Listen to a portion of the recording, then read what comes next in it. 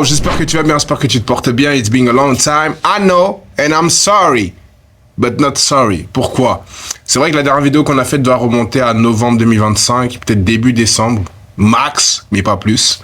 Entre-temps, il n'y a plus de vidéos parce qu'il y avait tellement de choses. Il y avait la conférence dans mon esprit. Ensuite, il y avait la fin de l'année avec l'église. Il y avait le début d'année avec l'église. Il y avait le jeûne avec l'église. Il y avait toute la préparation de l'année. Et pour vous dire, j'ai fini le programme de l'année la semaine passée. C'est-à-dire que là, nous sommes le 25 février. J'ai fini ça la semaine d'avant. D'accord? C'est que la semaine d'avant que j'avais enfin les points que je voulais mettre en place pour cette année. Donc voilà, tout ce temps-là était un temps de préparation. Mais j'avais à cœur, un peu comme vous pouvez le voir dans le titre, ce dont mon esprit est un peu spécial, j'avais vraiment à cœur de vous parler de moi. C'est vrai que je vous parle de moi à travers les hackers ouverts, mais là c'est un aspect particulier, c'est mon témoignage, c'est une partie de mon histoire, c'est ce qui fait que je suis là aujourd'hui. Et ça fait un moment que j'ai ça à cœur, ça fait vraiment un moment que j'ai ça à cœur, et je vous cache pas que j'avais peur. Vous savez, c'est jamais évident de parler de soi et de parler de sa rencontre avec Christ, de parler de son témoignage, on s'est compris. J'en ai parlé à mes pasteurs que je remercie d'ailleurs, pasteur Brian et pasteur Laura, les MFD Lausanne, que je remercie énormément pour leur soutien, parce que comme je vous l'ai dit, c'était pas évident de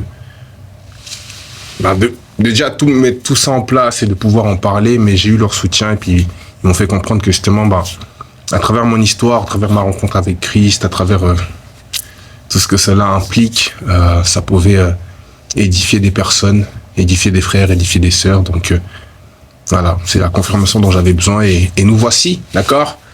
Pour ne pas trop durer dans l'introduction, je remercie aussi mes parents parce que c'est grâce à eux qui font que je suis là. Et voilà, on va rentrer dans le vif du sujet, sans intro, sans cut, sans... Allons-y, ok? Donc pour vous parler de moi rapidement, je suis issu d'une famille chrétienne, mais il faut savoir que quand je suis petit, j'allais au culte, j'allais au culte avec mon père qui était témoin de Jéhovah, d'accord? Donc on allait au culte le dimanche et il y avait aussi des personnes qui venaient à la maison nous enseigner la parole avec des à l'époque ça s'appelait des tours de garde, d'accord? Donc on lisait les tours de garde et il y avait des questions dedans et on répondait par rapport à ça et ça nous faisait grandir dans la foi. Faut savoir que cette période-là elle a duré, je pense, jusqu'à mes 12 ans. Ouais, je pense qu'à mes 12-13 ans. Après ça, il y avait le sport, il y avait les activités qui fait que, on n'avait plus le temps d'aller, d'accord? On n'avait plus du tout le temps de pouvoir y aller, donc on n'allait plus du tout. Ensuite, on a quitté Témoin de Jéhovah, et puis on allait dans une église évangélique. Si je me trompe pas, il faut juste que je sois sûr dans mon calendrier. Mais avant même l'église évangélique, on allait dans une autre église c'était ma grande sœur qui nous avait amené, ça s'appelait le Gospel Center. Superbe église, en tout cas, très bon accueil, les enseignements aussi étaient de qualité. C'est même là-bas que j'ai eu mon premier parler en langue, pour vous dire. Non, c'était vraiment bien, mais c'était un peu, voilà, où on va, tout se passe bien, et puis à un moment on va plus parce que on a des activités, ça jouait plus en termes de gestion du temps, ça jouait plus, donc on n'allait plus du tout. Puis après ça, j'ai été invité par un frère dans son église. Là aussi, je suis allé. Et là, vraiment, j'ai trouvé ma place. En tout cas, à cette époque-là, je pensais vraiment que c'était ma place. J'ai grandi là-bas. J'ai appris, les b.a.-ba de ce que c'est être un chrétien en vrai. Là, à cette époque-là, je ne vais pas vous mentir, j'avais beaucoup le foot, donc là, je vous parle de ça. On est sur mes 16, 17, 18, 19, je pense. Ouais, 16, 17, 18, 19, 20 même. Je vais là-bas, tout se passe vraiment bien et entre-temps, à côté, il y avait le foot. Je ne vais pas vous dire que je voulais être joueur de foot professionnel, mais je vous cache pas que c'était quelque chose qui me trottait dans la tête. Je vais pas vous mentir, dans notre tête, on se voyait jouer à l'AC Milan, on se voyait jouer à Chelsea, on se voyait jouer au Real de Madrid. Il n'y a pas eu de ligament croisé. Je vais pas vous mentir, il n'y a pas eu de ligament croisé. La seule chose qui fait que ça ne s'est pas fait, c'est l'école. Voilà, mon père était très catégorique à l'école. Si l'école ne marche pas, activité extérieure, le foot, tout ça, faut oublier. Et un temps, l'école ne marchait pas. À l'école, ça allait pas, les notes, ça allait pas. Et du coup, on a arrêté le foot, on a mis ça en suspens. Du coup, voilà. Reprendre quand vous avez eu une longue pause, c'était compliqué. Puis, bref, on a laissé le foot. Enfin, on a laissé le foot en mode, dans le sens, le fait d'avoir une carrière dedans, on s'est dit, ouais, non, il y a autre chose à faire. Et entre-temps, je suis rentré dans le monde du mannequinat, avec les photos, avec les défilés. Du coup, ma priorité n'était même plus le sport. Quoi que j'en faisais, j'ai fait de la boxe, j'ai fait du judo, j'ai fait un peu de taekwondo. Mais voilà, le foot n'était plus la priorité. Et puis même, avec toutes ces activités, aller à l'église, c'était plus du tout... en fait, même ça, c'était plus d'actualité en vrai de vrai. Donc, ce qui fait que j'ai eu une très longue période où je n'allais plus du tout à l'église, pour être honnête avec vous, mais vraiment plus du tout. Et je vous explique ça maintenant, et vous comprendrez plus tard. Ce qu'il faut savoir, c'est que bien que tout se passait bien à l'église, j'avais ce sentiment de... Vous savez, quand vous avez ce besoin d'appartenance, et que bien que ça se passe bien, vous n'avez pas l'impression d'appartenir à quelque chose ou d'être... comment dire ça ? D'être inculpé ou... voilà, j'avais l'impression d'être en marge. Voilà, j'avais l'impression d'être mis en marge. Et ça m'a blessé. C'est vrai que c'est difficile d'en parler. Déjà, comment à l'époque exprimer ses émotions, c'était compliqué. Donc voilà, j'avais ce désir-là ou ce sentiment de me dire que en fait, pour vous donner une image, carrément, pour vraiment vous donner une image, c'est comme si j'avais l'impression que j'étais le dernier qu'on informait. Voilà. C'est comme si j'avais ce sentiment-là, que j'étais le dernier qu'on informait et que je devais toujours faire plus pour qu'on pense à moi. D'accord ? C'est-à-dire que j'avais peut-être des bonnes idées, peut-être que j'en avais, peut-être qu'elles n'étaient pas bonnes, mais qu'il fallait que je fasse plus pour pouvoir ensuite amener l'idée, en vrai de vrai. Donc voilà, j'avais ce sentiment-là et avec toutes les activités, fait que voilà, on n'est plus allé à l'église, mais on a grandi avec cette blessure-là, en vrai de vrai. C'est une blessure que j'ai entretenue durant longtemps. Mes parents ne sont même pas au courant, c'est-à-dire qu'ils vont tomber sur cette vidéo et on se dit ah ouais, yeah. J'avais vraiment ce sentiment-là. Mais il faut savoir que malgré tout, je me suis baptisé. Je me suis d'ailleurs même baptisé le même jour que ma mère, un moment très très fort. Je me suis baptisé, un moment vraiment incroyable. Et ce qui est le plus fou, c'est qu'à partir de là, je me voyais ultra saint. Moi, je me disais, en fait, là, à partir de maintenant, je suis un ange, je peux plus mentir, je peux plus pécher, tout doit être carré. Je pense que vous connaissez, et si vous ne connaissez pas, c'est des pensées qui arrivent, d'accord ? Donc voilà, je me suis baptisé et je vais pas vous mentir, en fait, c'est que l'après-baptême était plus dur qu'avant le baptême. Et vous me direz, c'est normal parce que maintenant, tu reconnais sur la terre et dans les cieux que tu appartiens à Jésus.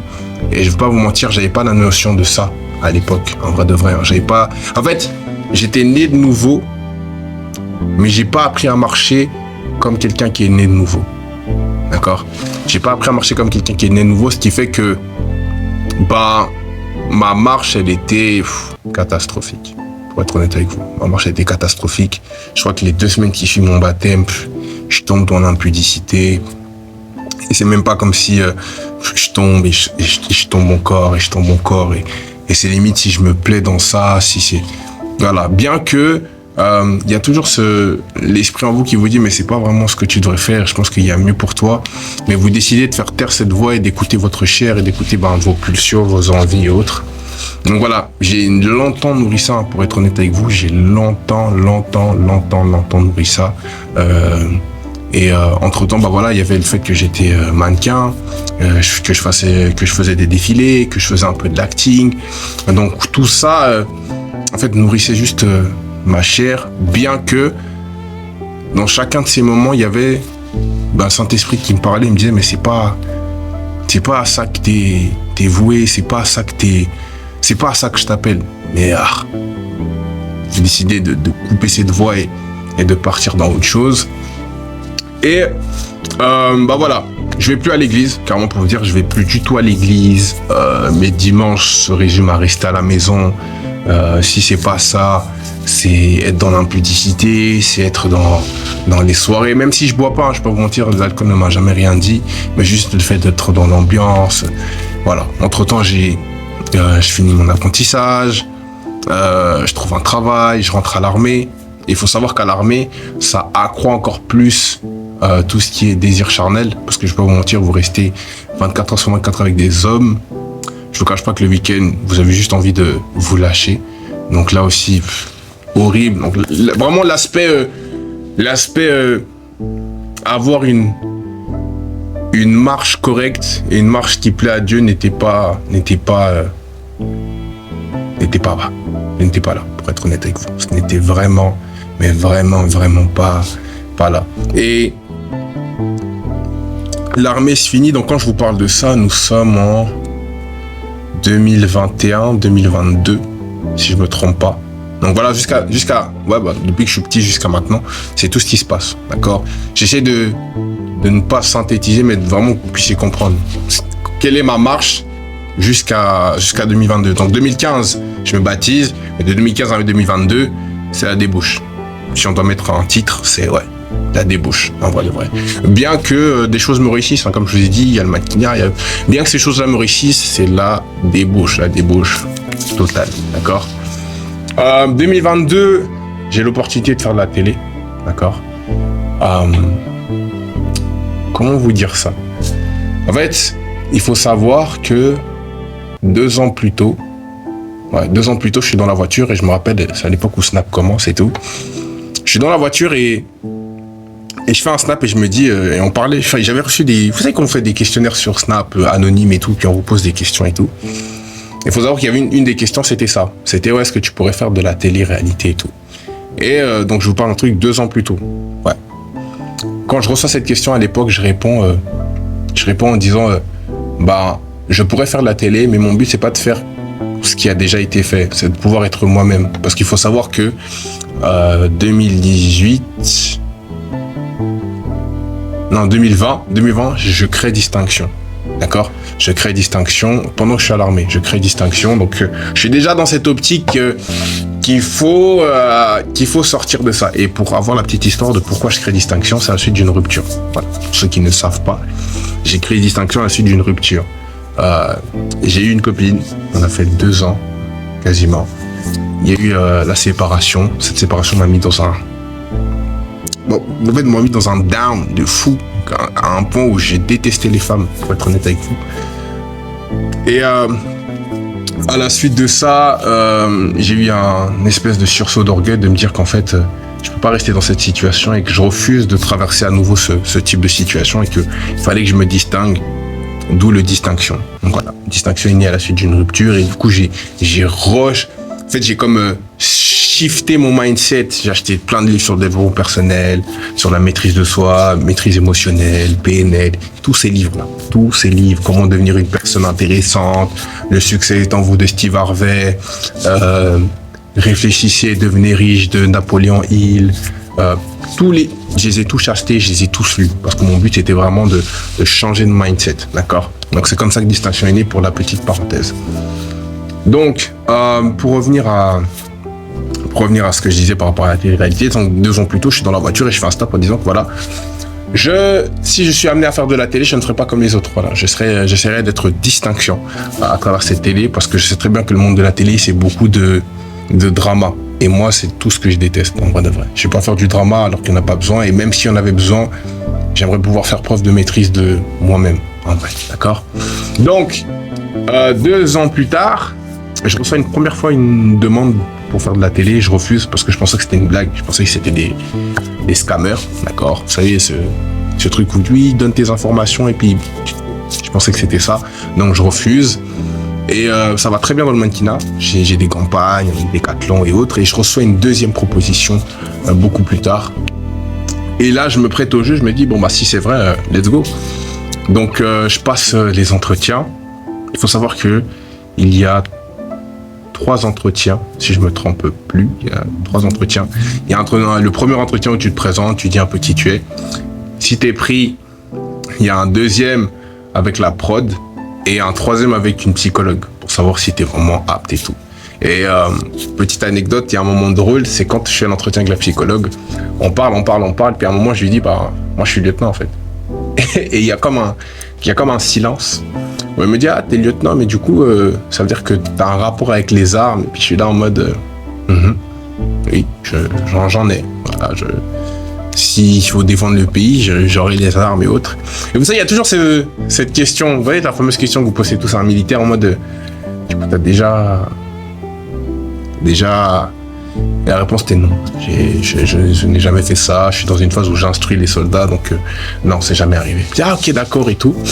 Et carrément pour vous dire, j'avais pas le droit de parler de l'armée pendant la télé parce qu'il y avait déjà eu un problème avec un candidat qui était dans la police. Et, bref, une histoire son dessus dessous. Donc j'avais pas du tout le droit de parler que j'étais militaire en fait, tout simplement, quand je fais la rentrée dans l'émission. Parce qu'il faut savoir, c'est que je suis pris. D'accord, je suis pris. Et le plus drôle, c'est que je suis pris et que le jour où je dois rentrer, en fait, je reçois ma convocation pour faire mon cours de répétition à l'armée. C'est-à-dire que chaque année, quand vous êtes un militaire, vous faites soit le service long et si en une année c'est fini, soit vous faites un service court, mais chaque année vous devez revenir. Et moi, j'avais pris le service court à l'époque où je fais l'armée. D'accord. Donc là, mon entrée en télé ne peut pas se faire parce que j'ai mon cours de répétition et qu'il est impossible de pouvoir le déplacer. Genre, c'est mort, je dois le faire. Donc, j'informe la production en leur disant que je vais pas pouvoir faire je vais pas pouvoir faire cette télé parce que voilà, j'ai l'armée. Ils me disent ok, c'est pas grave, ça sera pour une prochaine.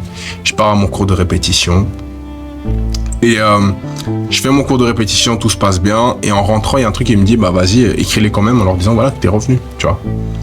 Donc j'écris à celle qui m'avait casté, je lui dis au cas où je suis revenu, si jamais il y a une autre télé ou un autre truc, why not? Parce qu'il faut savoir, c'est que mon but n'était pas de devenir famous, en vrai de vrai, c'était pas de devenir une star ou autre, c'est juste pouvoir expérimenter la télé et voir, ok, nous on voit ça à l'écran, mais c'est quoi l'envers du décor? Et si j'ai la possibilité de voir, j'irai. C'était plus par opportunité et aussi c'était l'occasion de pouvoir mettre en lumière Distinction. Parce que moi, dans ma tête, à l'heure actuelle, c'est que ça. Je vois que à travers Distinction. Comment le faire croître, comment le faire grandir et autres. D'accord? Donc, quand l'opportunité se présente, moi, je vois ça. Donc, je contacte. Elle me dit, ok, écoute, merci beaucoup. Et il faut savoir que, entre le moment où je lui ai écrit et, à ce moment où je lui ai écrit, je viens de trouver un nouveau travail. Donc, je sors de l'armée, je viens de trouver un nouveau travail. Et il faut savoir, en fait, pour vous mettre dans l'ordre, j'ai un nouveau travail. Et quand j'arrive à mon travail, je leur annonce que j'ai le service militaire et qu'on peut pas déplacer. Donc, ils me disent, ok, c'est bon, tu peux partir. Et il faut savoir que je fais une semaine à mon nouveau taf. Et ensuite, je pars à l'armée 1 mois. Donc, il se passe 6 semaines. Ok? Et quand je reviens, j'écris à celle qui m'a casté. Je lui dis, voilà, je suis de retour si jamais. Elle me dit, ok, je vais regarder s'il y a un truc. S'il n'y a pas, tranquille. Je lui dis, ok, pas de souci. La semaine d'après,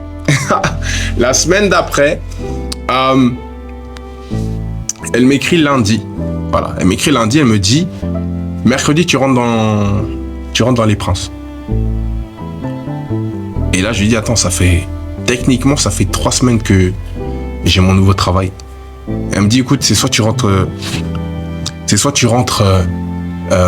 mercredi, soit tu rentres pas du tout. Du coup, je suis là en mode, mais je vais annoncer ça comment à mes responsables que j'ai une opportunité, qu'il faut que... Elle me dit oui ou non. Et donc là, on est au téléphone. Elle me dit oui ou non. Et je suis là en mode, je lui dis oui. Je suis en mode, ok, c'est bon. Et là, je réfléchis à comment je vais lui annoncer. Et dans ma tête, je me dis, mais en vrai, c'est une opportunité qui se présente qu'une fois. Donc en vrai, que le travail me laisse ou pas, je sais pas. En vrai de vrai, je ne sais même pas si je fais preuve de sagesse à ce moment précis. Mais je me dis, voilà, j'ai une opportunité, autant la saisir et on verra après. Voilà, on verra après. Donc, j'arrive dans le bureau de ma responsable et je lui dis, voilà. En fait, je lui envoie un mail avant. C'est drôle, je retourne à ma place, je lui envoie un mail et je lui dis, il faut absolument que je vous parle. C'est urgent, vraiment, je dois vous parler. Elle me dit, ok, tu peux venir dans mon bureau. Je vais dans son bureau et je lui dis, voilà, j'ai reçu une opportunité de faire de la télé et je vais pas vous mentir, je compte pas refuser. Ça fait 3 semaines. Ça fait 3 semaines que je viens d'arriver au travail. Et elle me dit, ok, je comprends tout à fait. Et c'est quoi la télé? Donc je lui explique, voilà, c'est les Princes et tout. Elle me dit, ça tombe bien, je regarde et tout. Bref, voilà. Elle me dit, du coup, comment tu veux structurer tout ça? Je lui dis, écoutez, je sais pas du tout combien de temps ça va durer. Ça peut durer 2 jours, comme ça peut durer 1 mois, comme ça peut durer, voilà. Je lui dis, ce que je vous propose de faire pour vous montrer ma bonne volonté, c'est que je pars en congé non payé. Genre, à partir de maintenant jusqu'à ce que je revienne, mettons ça dans les congés non payés pour vous montrer ma bonne foi et aussi pour pouvoir sécuriser ma place. Elle me dit, bah écoute, pour moi la démarche est bonne, je vais regarder avec plus haut. Et plus haut, c'est accepté. Donc je pars faire la télé et tout. Voilà. Je vous épargne les détails, c'est particulier, en vrai de vrai. C'est particulier, c'est la télé en fait.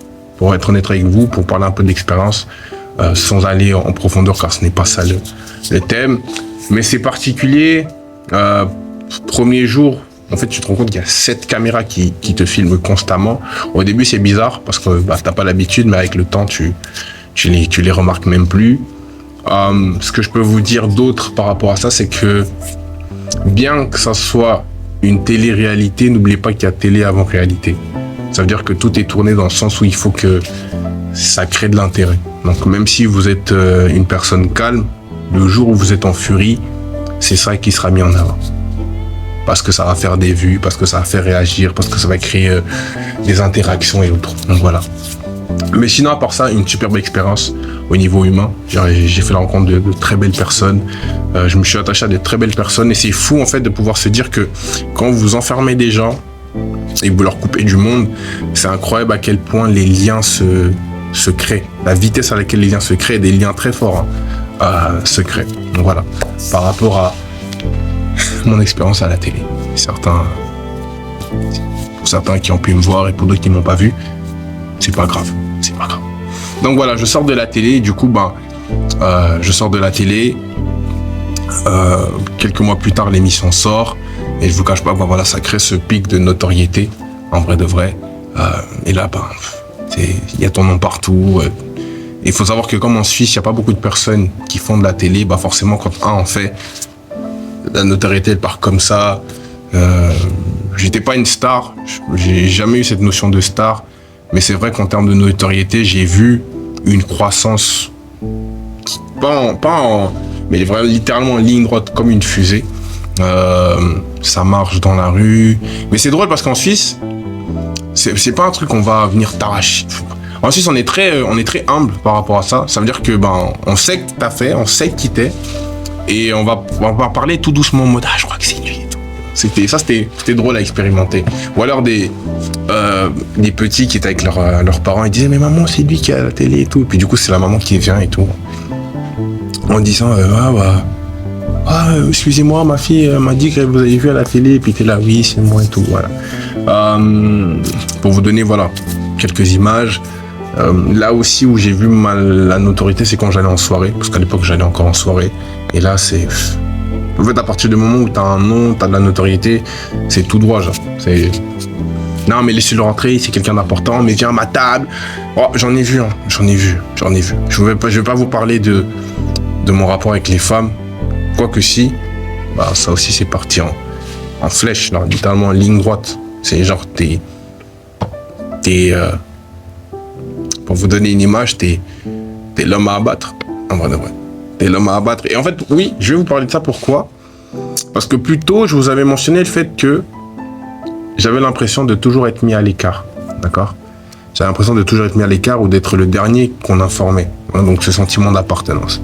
Là, avec le fait d'être populaire, ça a créé un autre extrême. C'est-à-dire que j'étais dans le premier où t'es toujours dans ton coin, t'es timide, réservé et autres, et t'as l'impression que t'es mis de marge, de côté, tout ça. Et avec la notoriété, ça a créé l'autre opposé, mais genre extrême. Ça veut dire que humilité, il n'y avait pas. Hautain, j'étais. Arrogant, j'étais. Je parlais à base de tu sais qui je suis, pour être honnête avec vous.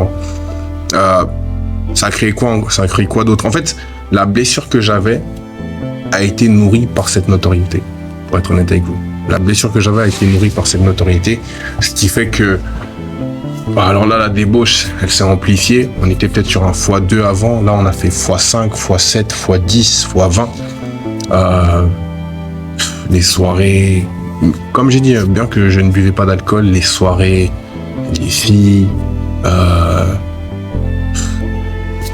c'était horrible. Je dis horrible maintenant avec du recul, mais à l'époque où je suis dedans, je me sens comme un prince, là. Comme un prince. Je me dis, enfin, j'ai ce que je veux. En fait, je connais une lumière, mais qui n'est pas la bonne lumière, pour être honnête avec vous. Je connais vraiment une lumière, mais c'est pas du tout la bonne lumière. C'est une lumière où ça nourrit ton ego. C'est une lumière où ça nourrit ta chair. C'est une lumière où ça nourrit toi et que toi et tu vois personne d'autre. Tu penses qu'à toi. Tu penses qu'à toi, qu'à ce qui peut te faire du bien. Non, c'est horrible. C'est horrible. Ouais, non. C'était pas carré. C'était pas carré du tout. Et du coup, voilà, je suis en plein dans... j'ai le succès. Si je peux vraiment dire ça comme ça, j'ai le succès. J'ai un bon travail. J'ai un appartement. Donc là, il y a toutes les cases sont cochées pour sombrer, hein, pour être honnête avec vous, pour sombrer. Mais on arrive sur 2023 et je vais pas vous mentir, 2023, c'est genre, en termes d'opportunités, c'est ma meilleure année. C'est-à-dire que j'ai un travail, j'ai une voiture, j'ai un appartement. Le travail me permet d'être vraiment flexible. C'est-à-dire que quand j'ai des shootings, quand j'ai des campagnes, 2023, c'est une année prime, si je peux dire ça comme ça. Une année prime où j'enchaîne shooting par-ci, vidéo par-là, sortie par-ci, sortie par-là. Une année prime. Et entre-temps, je fais aussi des podcasts, carrément pour vous dire. C'est-à-dire que je fais des podcasts où je parle de ce que je ressens, de comment je vis les choses. Et il faut savoir la particularité dans ces podcasts, c'est que je parlais beaucoup de Dieu, mais Dieu, je le mettais même pas... Enfin, je parlais de Dieu, mais j'essayais de vouloir toucher tout le monde. Donc, je parlais pas de Jésus. Je disais, ouais, pour ceux qui croient en Dieu ou l'univers. C'est-à-dire que même moi-même, je remettais en doute le fait que j'appartenais à Jésus. C'est-à-dire que si vous regardez mes premiers podcasts, il y a beaucoup de oui, et ceux qui croient en Dieu, et ceux qui croient en l'univers. Mais je crois que mes 15 premiers épisodes, c'est à base de ça. À base de l'univers. Alors que j'appartiens à Jésus, mais c'est à base de l'univers. Pour ne pas froisser les gens, parce que dans ma tête, je me dis, je dois toucher tout le monde, donc mon discours, il doit être un peu généralisé. C'est que à base de ça. Et pourquoi je vous parle de ça? Donc j'enchaîne les podcasts, j'enchaîne des expériences incroyables, et on arrive à la fin de l'année. Je suis posé à la maison, et il faut savoir que j'ai pris un rythme au niveau de mes podcasts. J'ai vraiment pris un rythme au niveau de mes podcasts, c'est-à-dire que j'en fais, je pense, tous les jours ou tous les 2 jours. Même si c'est des podcasts de 9 minutes, parce que voilà, c'est des petits podcasts en mode, tu vois, tu t'écoutes ça le matin avant d'aller au travail, c'est bon, t'as ta petite dose. Je les enchaîne, et on arrive en décembre, le 22 ou 23 décembre, si je me trompe pas. Ouais, si je me trompe pas. Ouais, je pense que c'est, oui, le 22 ou 23 décembre. Et je décide de faire un podcast, il est peut-être 2h du matin. Il faut savoir que mes podcasts, j'ai fait très tôt ou très tard. En tout cas, j'ai fait entre 2h et 4h du matin. Et après ça, j'enchaîne et je vais au travail. Et là, à 2h du matin, j'ai pas d'inspiration. Voilà. De base, ça vient tout seul. Là, j'ai pas du tout d'inspiration. Et je me dis, c'est bizarre, j'ai pas d'inspiration et tout. Bon, d'accord, je vais me poser, je vais prier pour que Dieu me donne un sujet que je vais pouvoir partager. Et let's go, tu vois. Sauf que là, il y a rien qui vient. Je me dis, ok. Je me dis, bon, je me pose sur mon canapé et il n'y a rien qui vient. Je me dis, ok, bizarre. Je me mets à prier. Seigneur, puis-je me donner l'inspiration pour aujourd'hui? Conduis-moi vers ce que tu veux que je dise et tout. Et c'est comme s'il y avait une voix qui sort de mon cœur qui me dit, cette année, tu l'as fait sans moi. Rien que de vous raconter cette scène, j'entends, il me dit, cette année, tu l'as fait sans moi. T'as eu des opportunités, t'as eu des projets, t'as eu de l'argent, mais t'as fait tout ça sans moi. Et je vous promets que quand j'entends ça, au début, je suis dans le déni. C'est-à-dire que je dis, mais non, pas du tout et tout. Je t'ai remercié. Quand j'ai eu cette opportunité, je t'ai remercié. Mais c'est pas un remerciement où vous rendez vraiment grâce à Dieu. C'est un remerciement merci Seigneur. Et puis tu continues, tu vois. En mode, merci. Puis tu continues. Et là, quand il me parle, en fait, j'ai un poids. Et c'est comme si un voile tombe. Ouais, c'est comme si un voile tombe. Et je me rends compte que toute mon année, mais vraiment du début de l'année, jusqu'à ce jour, 23 décembre 2023. Ouais, 23 décembre 2023. c'est comme si en fait je me rends compte que, en fait il a raison. Je l'ai jamais mis en avant. Ou je vite fait, à base de c'est Dieu qui donne. Fausse humilité. Et je commence à pleurer. Et en fait, c'est là que je vis ma véritable rencontre avec Christ. Je suis tout seul dans mon appart. Il va être 2h du matin, je suis effondré par terre, je pleure. Et je réalise. qu'en fait, mais tout ça, c'est même pas ce que je dois faire. C'est même pas sa volonté. Et en plus, ça, je l'ai mis de côté. Et je pense à tout ce que j'ai fait. Et quand je vous dis tout et tout, en fait, c'est comme si, dans tout ce que j'ai fait, il était toujours là. Mais je parlais pas de lui. Mais je le remercie pas. Donc, c'est comme si chacune des scènes, chacune des opportunités, il était là, mais je faisais rien. Il était là, mais je faisais rien. Et il me dit, ouais, tu m'as jamais mis en avant. Tu as fait tout ça sans moi. Et je pleure. Je pleure. Et je me répands. En fait, c'est tellement fort, en fait, je me rends compte que j'ai même plus de relation avec Dieu. Il n'y a plus rien. J'ai même plus de base. J'ai pas d'église. Donc, j'ai rien. Quand je vous dis, j'ai rien du tout. Et je vivais comme bon me semblait. Je me levais le matin quand je voulais. Les dimanches, je faisais ce que je voulais. J'invitais qui je voulais. Et là, je me rends compte qu'en fait, c'est pas ça. C'est pas ça que Dieu voulait pour moi. C'est vraiment pas ça que Dieu voulait pour moi. Et je me répands. Je pleure et je me répands. Et je vais même aller plus loin. Je suis tellement touché que j'écris aux personnes à qui j'ai blessé.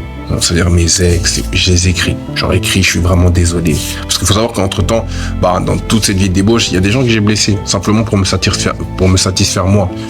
Donc je commence à m'excuser. Je les écris un par un. Moi, je suis vraiment désolé ici.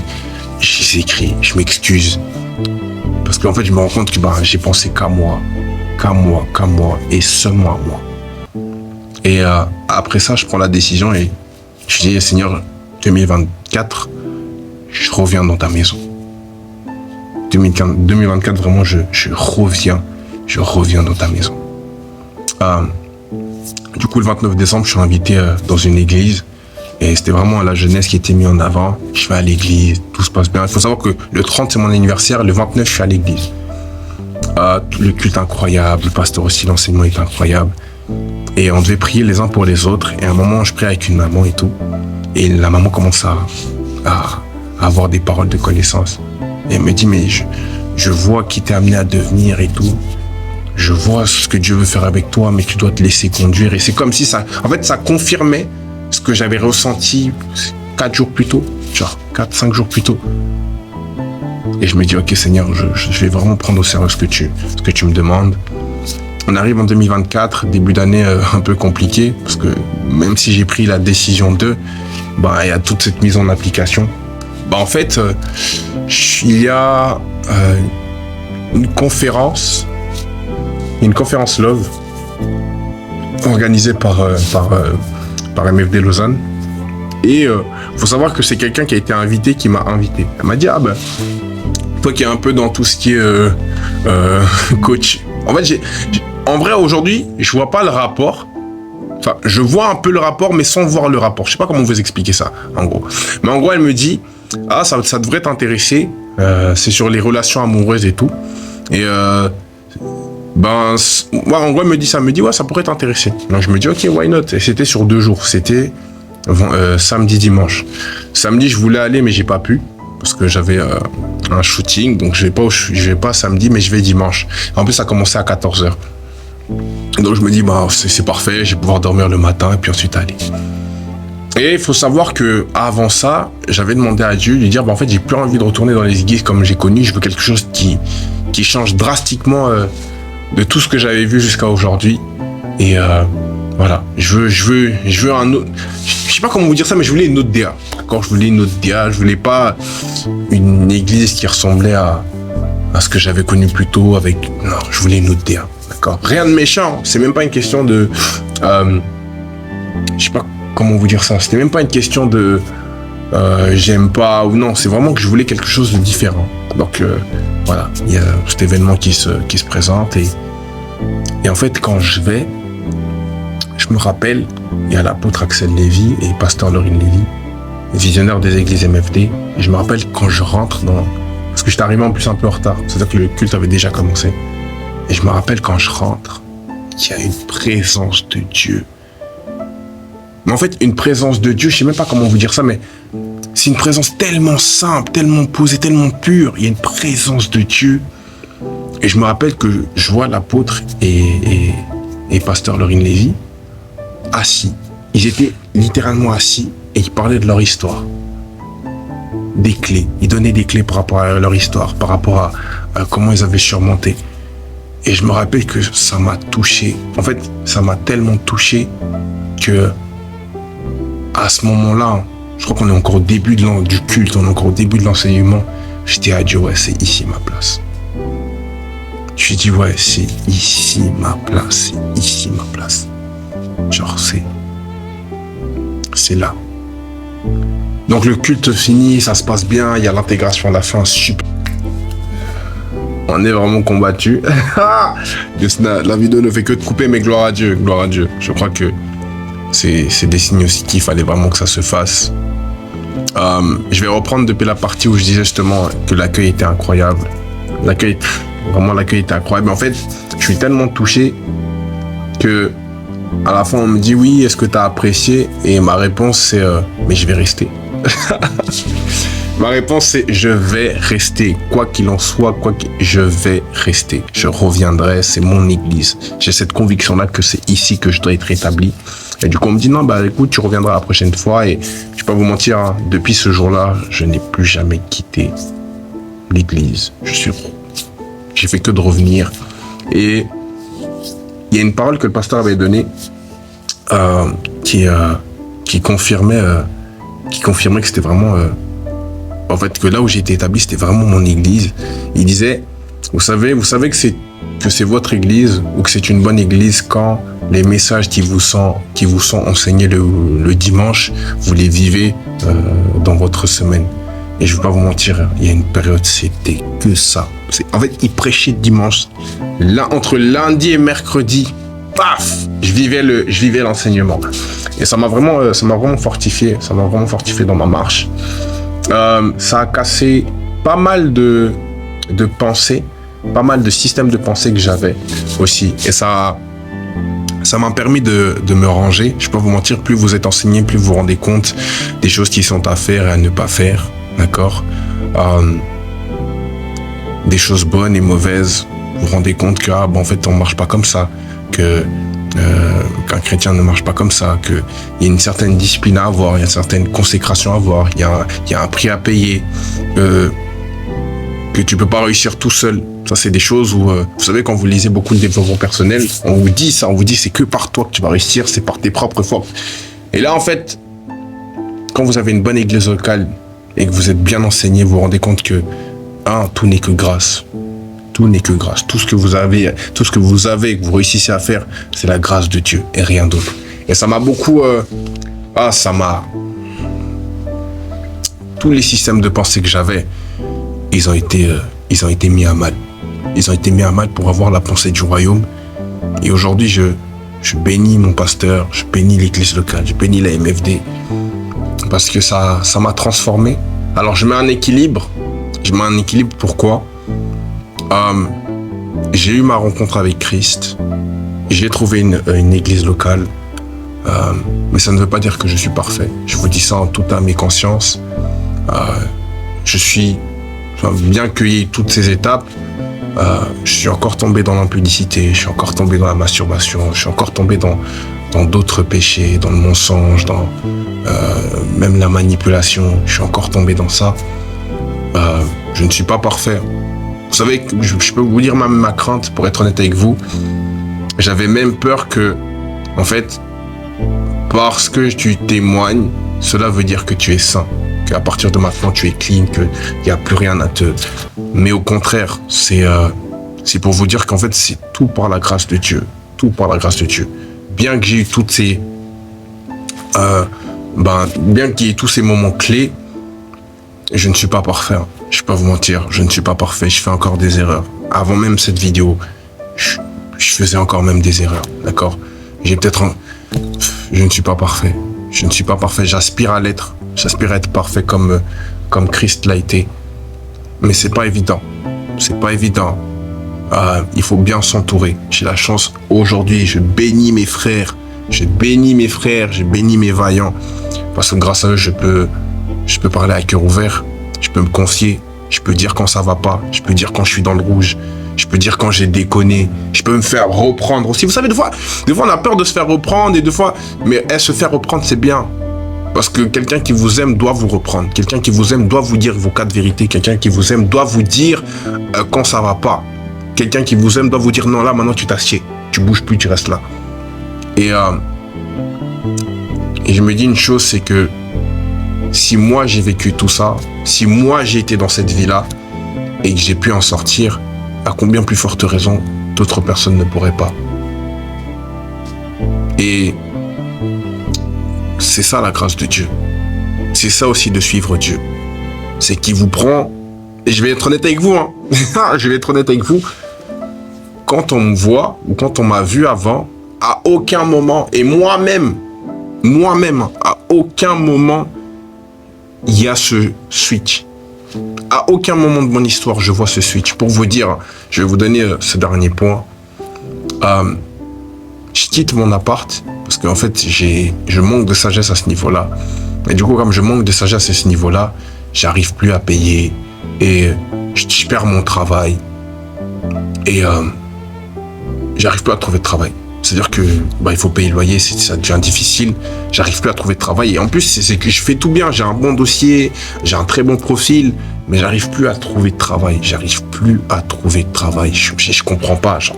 Je comprends pas, je fais des recherches, on me dit non, les démarches administratives pour s'inscrire au chômage, elles prennent plus que du temps. C'est-à-dire qu'en fait, j'arrive à un stade où il y a tellement d'accumulation que c'est hey, monsieur, il faut sortir de l'appartement. Sauf que moi, je me plais, je me plais dans mon appart et tout, bien que j'ai encore des travers, d'accord. Et le plus fou, c'est quoi? C'est que je quitte mon appartement, donc je le rends. La semaine d'après, je trouve un travail. Pour vous dire. La semaine d'après, je trouve un travail. Et je suis là, mais Seigneur, pourquoi le travail, je ne l'ai pas trouvé genre juste avant pour que je puisse arranger et autres. Et un jour, je dors et tout. Et c'est comme si il me donne une vue du haut, d'accord? Du haut de mon appartement. Et il me donne une image. Et je suis dans la débauche. Je suis plein de filles et tout, je suis au milieu. Et quand je suis au milieu, en fait, je suis au milieu de plein de filles. Hein, et je me vois mourir, genre. Et en fait, je comprends plus tard, beaucoup plus tard, qu'en fait, si j'étais resté dans cet environnement-là, je serais mort pour de vrai. Genre, que ce soit spirituel ou physique, je serais mort, genre. Parce qu'avant, je comprenais pas ça. Et il me dit, j'étais sorti de là parce qu'en fait, tu voyais que ça. En fait, tu nourrissais plus ça qu'autre chose. Et parfois, il y a des changements qui doivent être opérés en sortant de cet endroit. Genre. Il y a un changement drastique qui doit se faire. Et pour que ce changement ait lieu, il faut sortir de certains endroits. Genre. Mais tout ça n'aurait pas été possible si j'avais pas eu ma rencontre avec Dieu. Si j'avais pas pris certaines décisions aussi par rapport à ma marche avec Dieu. Et bien que je sois imparfait, par sa grâce, son amour, sa miséricorde nous accompagne et nous permettent d'arriver à sa stature parfaite qui est Christ. Voilà. J'ai encore un long chemin à faire. Je ne vais pas vous mentir, j'ai encore un long chemin à faire. Mais je crois fortement que suivre Dieu, c'est la plus belle chose qui me soit arrivée. Il n'y a rien à gratter. Hein. Dans le monde, il n'y a rien à gratter. Tu peux avoir le succès, tu peux avoir l'argent, tu peux avoir le pouvoir, tu peux avoir les femmes, l'alcool que tu veux, les drogues que tu veux. Il n'y a rien à gratter dans le monde, je vous promets. Et j'ai connu la lumière, et là je connais une autre lumière. Et je vous promets que la lumière de Dieu, c'est ce qu'il faut. C'est clairement ce qu'il faut. C'est clairement ce qu'il faut. Que le monde ne vous monte pas. Que le monde ne vous monte pas. Là, vous pouvez avoir tout ce que vous voulez, hein, mais si vous n'avez pas Dieu, il y a un moment donné où tout ce que vous avez ne vous suffit plus. Je pense qu'on le voit assez avec tout ce qui se passe. Je ne vais pas vous citer les noms, mais On s'est compris. Accepter Christ, reconnaître Christ comme Seigneur et Sauveur, est la plus belle chose qui me soit arrivée. Avoir ma rencontre personnelle avec lui est la plus belle chose qui me soit arrivée. Parce que depuis ce jour, ça a changé ma vie. Et ça serait dommage de ne pas partager cela. Donc voilà. Pour ne pas durer, je sais que je t'ai pris du temps, mais en tout cas, voilà, je voulais partager ça avec vous. Voilà d'où je viens et voilà où je vais. J'aspire à plus encore.